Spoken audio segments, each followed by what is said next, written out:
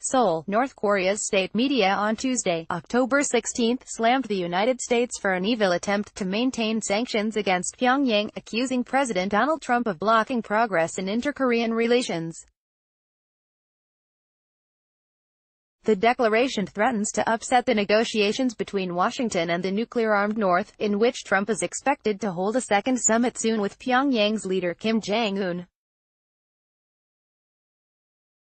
At their first meeting in Singapore in June, they signed a vaguely worded pledge on denuclearization, but little progress has been made since then, with the two sides sparring over the meaning of the text. Pyongyang has not made any explicit public promise to give up its existing arsenal, but has repeatedly called for UN Security Council sanctions imposed over its weapons programs to be loosened, citing a freeze in its nuclear and missile tests. For its part, Washington has been adamant the measures should be maintained until Pyongyang's complete denuclearization.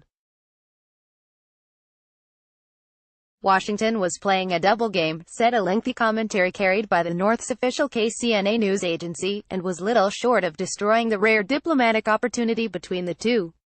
Hostile policy and reciprocity cannot go together, it said, and negotiations would not move forward an inch with an obstacle called sanctions. The U.S.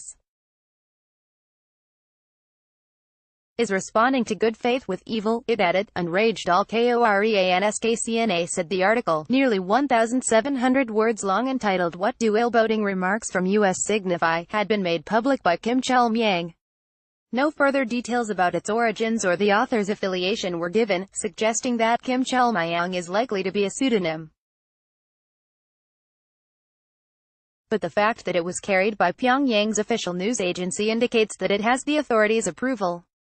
It was published just days after U.S. Secretary of State Mike Pompeo visited Pyongyang and said he had productive talks on denuclearization with the North Korean leader. After an earlier Pompeo visit in July, the North issued an angrily worded official foreign ministry statement condemning what it called his unilateral demands for its disarmament, describing them as gangster-like. It cast doubt on the prospects for progress, even though it proclaimed our good faith in President Trump, and prompted the U.S. leader to cancel a scheduled August trip to Pyongyang by his Secretary of State before a fresh round of visits and a letter from Kim restarted the process. But Tuesday's declaration went further, implicitly criticizing the U.S. leader, who is known to consider personal relationships important. Without naming Trump, it referred to his comments last week that Seoul would not lift its own sanctions against the North without our approval. Even the White House made such threatening words, KCNA said, enraging not only South Koreans but all other Koreans. South Korea's dovish President Moon Jae-in, who has held 3 meetings with Kim this year, has vowed to honor the UN sanctions but agreed to pursue a handful of joint economic projects with the North. After his visit this month, Pompeo said Kim had agreed to allow international inspectors to visit a nuclear test site that the North dismantled in May, but did not elaborate on any offers made by the U.S. in return.